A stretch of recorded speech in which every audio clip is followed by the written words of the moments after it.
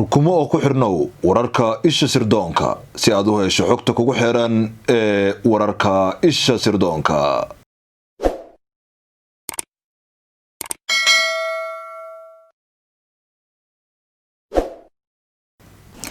kulanti wacan daawadayaal meel walba caalamka joogtaan ku soo dhawaada barnaamijkeena wararka isha sirdoonka. maantana waxaan ku eegi doonaa qaybtii afraad ee habka go'aan qaadashada madaxweyne Kennedy.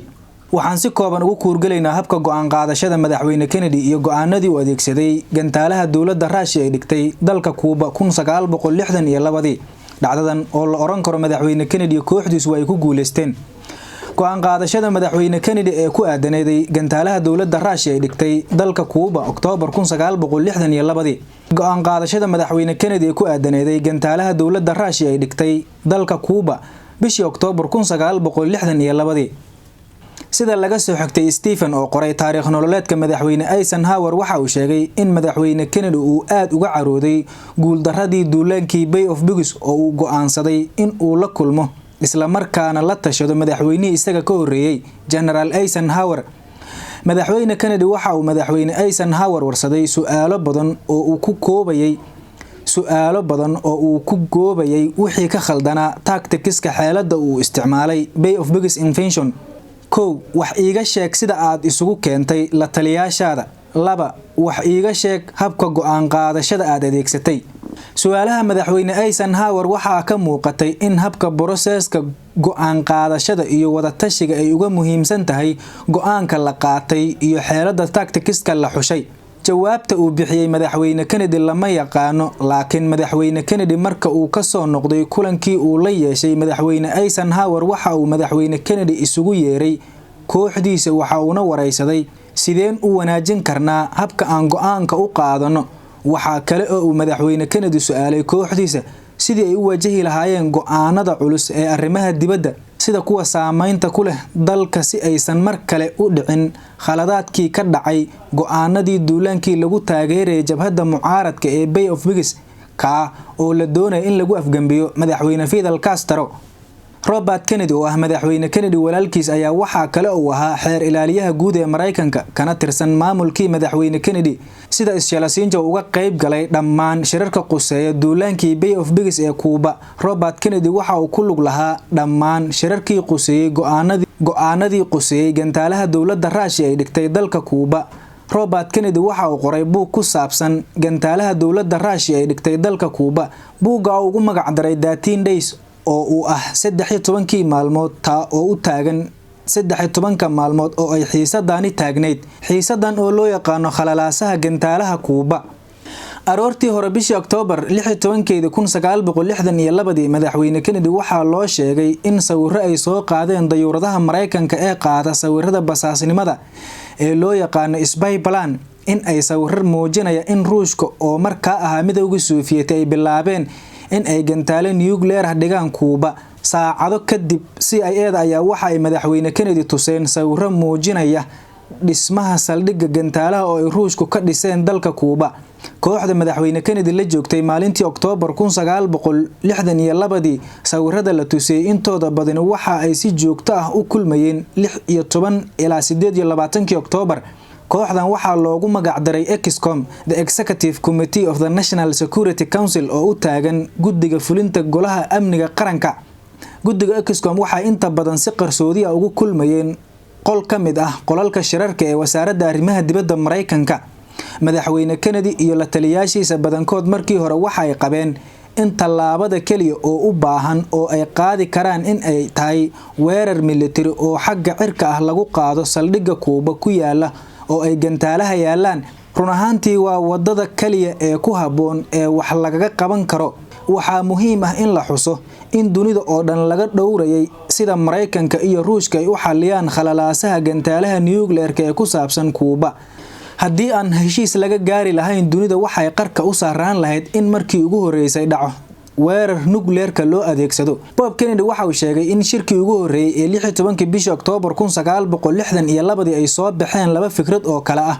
guddiga wadajirka taliyaasha Mareykanka waxa ay soo jeediyeen in weerar xagga cirka ah lagu qaado saldhigga gantaalaha ay yaalaan ee Cuba iyada oo la bartilmaameedsanayo saldhigga kaliya.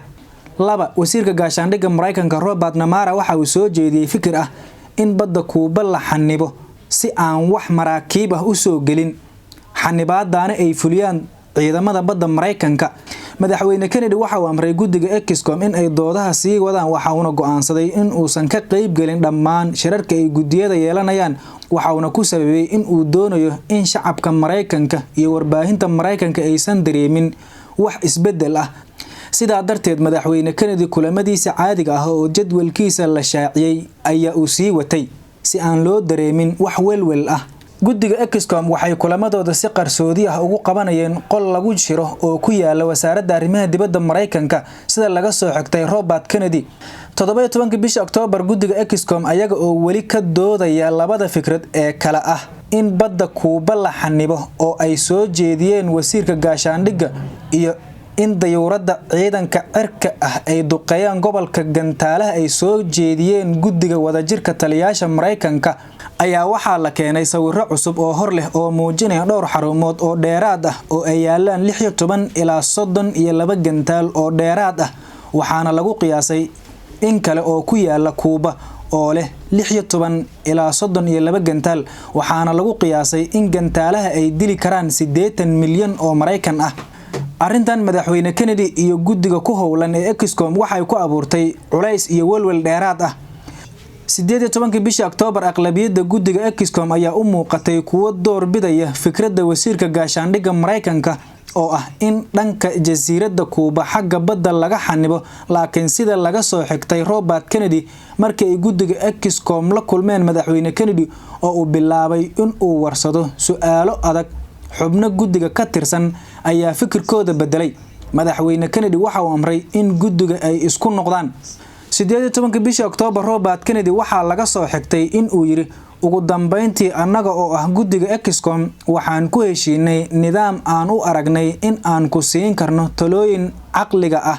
madaxweyne Kennedy Robert Kennedy waxa uu sheegay in guddiga loo kala qaybiyay laba koox oo kala qaybsan labada fikir ee kala ah xanibaadda badda iyo duqeynta xagga cirka ah. koox walba waxaa la faray in ay diyaariso khudbadii uu madaxweynaha aqrin lahaa haddii uu fikirkooda qaato ilaa iyo tallaabooyinka loo baahan yahay dowladda ahaan in la qaado haddii la fuliyo fikirkooda. isla galabtaasi waxay labada koox ee ka wada tirsan guddiga ECOSCOM ay isweydaarsadeen qoraaladooda iyo koox walba waxa ay muujisay dulduleelada fikirka kooxda kale. haddana waxay isweydaarsadeen jawaab iyo su'aalihii ka curtay qoraaladaasi. kooxda walba waxaa loo soo celiyay qoraalada si ay wax uga bedelaan habkii ay fikirkooda u soo bandhigeen una sii xoojiyaan sida uu fikirkooda ku shaqeyn karo ama ay u difaacan lahaayeen. Robert Kennedy waxa uu sheegay kulamada guddiga ECOSCOM in ay socdeen in lagu heshiiyay ama laga dejiyay in aan lagu shaqeyn habka mas'uuliyadda caadiga ah. xubnaha waxa ay si hufan ula hadli karaan madaxdooda inta ay dooda socoto, taa oo macnaheedu tahay dooda waa lagu wada siman yahay. inta ay dooda jira aan la kala sareynin ay dhammaan xubnaha guddiga ECOSCOM ku jira ay si saraaxa leh oo hufan u doodi karaan ayaga oo aan cabsi kala qabin si aysan xubnaha fikirkooda ula baqin. labada koox ma qabin qof gudoomiye ah, mana jirin wax darajo ah oo la isku isticmaalayay. Robert Kennedy waxa uu yiri dhammaanteen waxaan wax u falanqeynaynay si siman oo heer sare ah.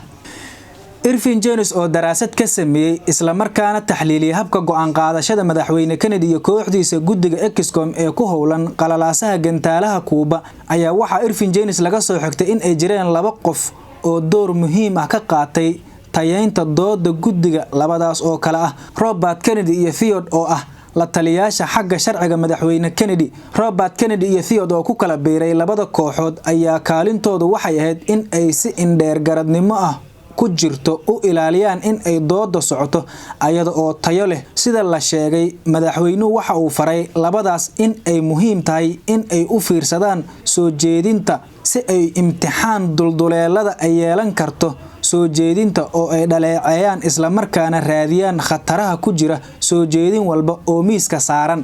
ugu dambeyntii guddiga ECOSCOM waxa ay la kulmeen madaxweyne Kennedy. wasiirka gaashaandhigga Namara waxa uu soo bandhigay fikir ah in dhammaan jasiiradda Kuuba xagga badda laga xanibo, xanibaadaasna ay fuliyaan ciidamada badda Mareykanka.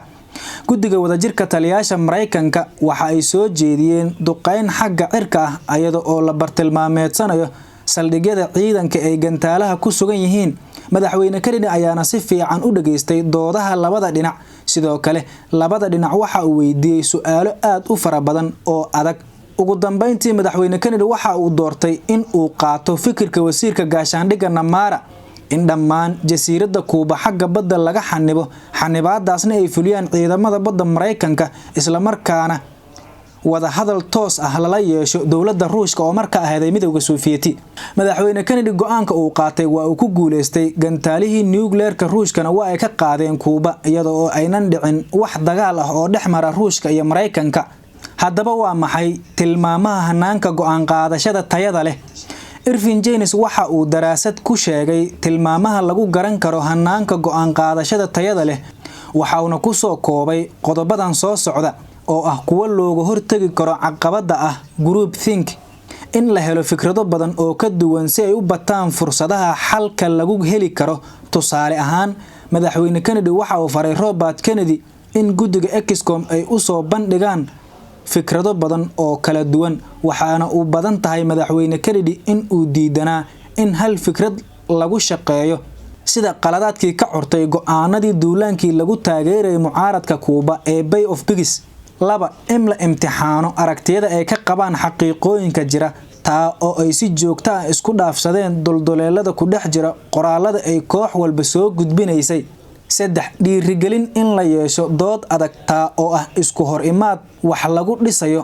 4 aragti ballaaran in ay xubnaha lahaadaan sida aysan wax ugu eegin meel hoose oo kaliya ay kaga fakaraan aragtida madaxweynaha xilka ka saaran, sida in ay qoraan khudbadaha madaxweynaha haddii uu qaato fikradooda ficilkan oo ku qasbaya si hufan oo ballaaran in ay u eegaan aragtida ay soo gudbinayaan. 5 in aan khubarada kaliya la siin tixgelin qaas ah sida CIA kaliya ay uga doodayeen una maamulayeen go'aanadii lagu guuldareystay ee duulaankii lagu taageeray mucaaradkii Kuuba. 6 sinaanta xubnaha inta lagu jiro dooda haddii kala sarayn iyo xilal la isku adeegsado dood saraaxa leh lama helayo taa oo caqabad ku noqonayso in wada hadal qiimo leh u dhaco. sidaa darteed guddiga EXCOM in ay si siman u doodaan waxa ay soo dhaweysay in aragtiyo iyo fikrado hufan la helo. daawadayaal intaas ayaan ku soo koobaynaa qaybtii afraad ee habka go'aan qaadashada madaxweyne Kennedy iyo kooxdiisa iyo sida uu kaga faa'iideystay qaladaadkii ka dhacay. waan filayaa in aad wax badan ka fahamteen habka go'aanka loo qaato iyo sida loo doodo inaad ka barateen. tan intaan qaybaha xiga dib ugu kulmi doono. nabadgelyo.